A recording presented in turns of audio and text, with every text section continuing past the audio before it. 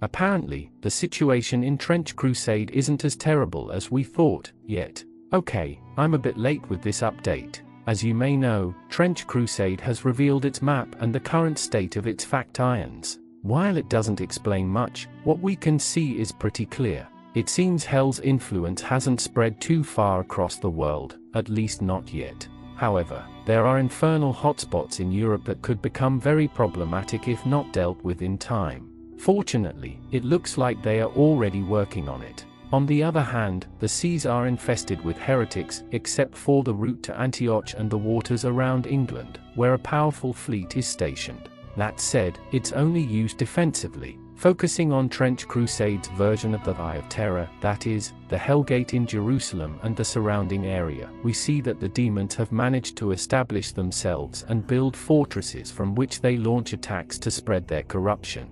New Antioch is surrounded on all sides, except for a safe route connecting it to Europe, through which they receive the necessary supplies for defense. The Sultanate, protected by its massive walls, seems to be in good shape. Aleppo, New Damascus, Alamut, Tehran, Kufa, and Baghdad aren't showing any major problems for now. But we can't say the same for Armenia, Georgia, and Byzantium. They are in ruins. Even so, Hell's advance has stalled at Targovist, in Romania. The heretics don't want to push further, and many know why. Dracula. Fun fact, according to the devs, we'll be able to use hoplites and Spartans in Athens. The heretics are screwed. Before we move to Western Europe, let's head south. There, we see Mammon's forces advancing toward the kingdom of Numidia. Numidia has formed a coalition with Nubia and the Solomonic Empire of Abyssinia, also known as the Ethiopian Empire. And if we look west, things aren't looking good for Morocco and Spain,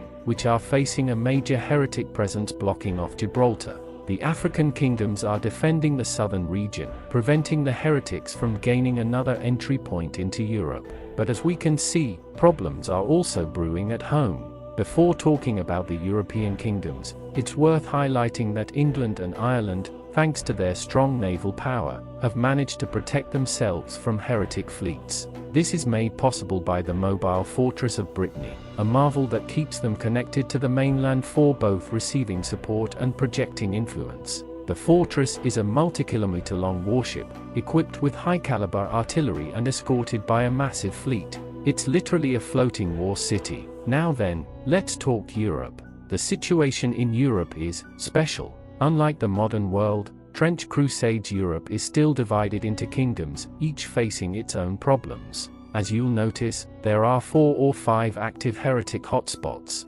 France's outlook isn't great. Growing influence in Avignon could plunge the region into total chaos and ruin, although honestly, that's not too different from current-day France. For the Catholics watching this video, good news, the Papal States still exist, but they are not safe.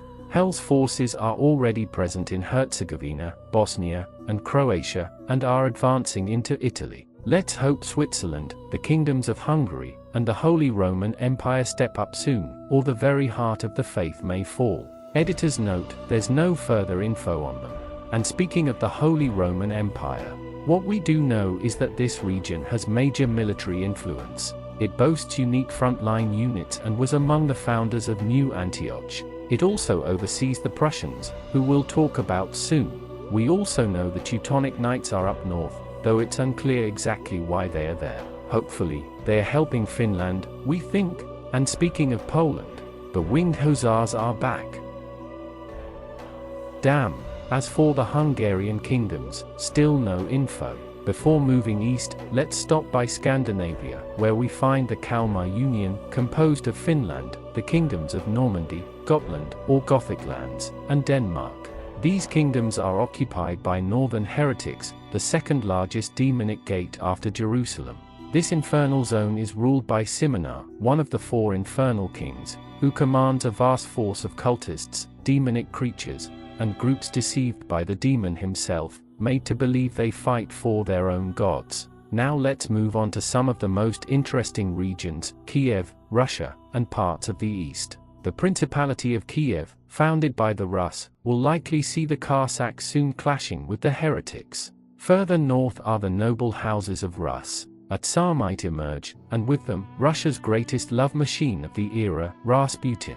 Will history repeat itself? Farther north lies the Tsardom of Novgorod, though not much is known about it. Nearby is the kingdom of dermatology, but if we look a bit closer, we find a figure that might be familiar to some, and not so much to others. I'm talking about Baba Yaga's house and the famous witch of those lands. She might be the region's protector, or maybe she just wants to be the only one terrorizing people around there. Hope she's canon. And finally, the Golden Khanate. In other words, the loyal Mongols, or rather, Mongols defending their homeland. The territories and legacy of the Great Khan, yes, that one, well, also that one, live on. They'll fight anyone. Or maybe they don't even know what's going on. Though they've got their own problems, I can't imagine the kinds of heretical horrors lurking in their lands. I've seen some fan art of demons and heretics that could spawn in those regions, and I gotta say, some of them are genuinely terrifying.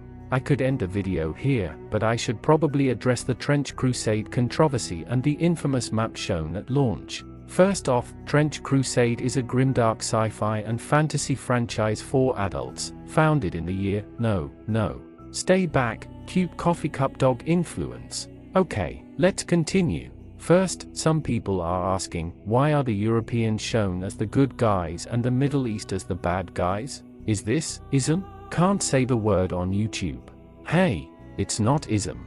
And it's clear that a lot of the people complaining don't know a thing about the franchise and just want to stir up trouble. Because almost all of us who actually follow this know that all the hellish chaos started there and spread outward. Though looking at the map, doesn't seem like it did that much damage. For now. Second, people both in and outside the community have asked, why aren't there more cultures, or where's America or Asia? Well, the franchise is just getting started. Over time, more regions, cultures, and likely rewrites or reworks will be added, like in Warhammer. That's just how this works. And third, okay, I did not see this coming. There's been some weird praise about showing Europeans as the good guys and the Middle East as the bad guys. And I just wanna say, did you know the whole mess was Europe's and the Templars' fault? And that the Middle East is better armed to fight hell than all of Europe combined? I think a lot of people just wanna stir the pot for no reason.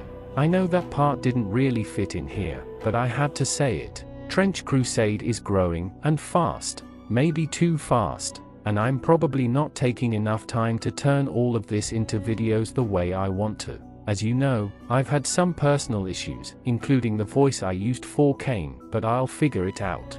Thanks so much for making it this far. See you in the next one. Comment so YouTube's algorithm recommends the channel to more people. And I'll see you in the next video.